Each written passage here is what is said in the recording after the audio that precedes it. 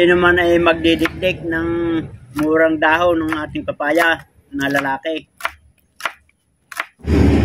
Ang ating dinikdik na dahon ng papaya na lalaki. Yan. Kaya din pamamaraan mga kabayan ng paggawa natin ng juice ng papaya leaves.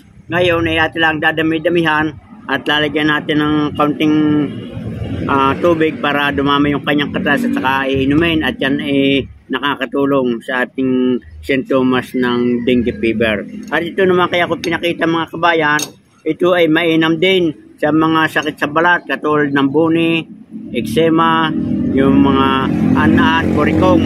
At ang ating gagawin dito mga kabayan, ganito, halimbawa ito, yan. At itong parting ito, halimbawa may mga buni, eczema, yan. Ating kukustos na ganyan, palalabasin kayo ng katas, yan. Yan. Ating munang lilinisan yung ating sugat. Pag malinis na, saka natin ilalagay yan, yung katas ng papaya. At pwede din natin mga kabayan na ating itapal. O, sa isang araw, 3 beses natin papalitan ng tapal. Mararamdaman ninyo, gumiginhawa ang pakaramdam hanggang sa tuluyan ng gumaling. So yan mga kabayan, hanggang dito na lamang ang pagbabahagi ko sa inyo ng mga health benefits ng papayang lalaki. At sana kayo ay may natutunan.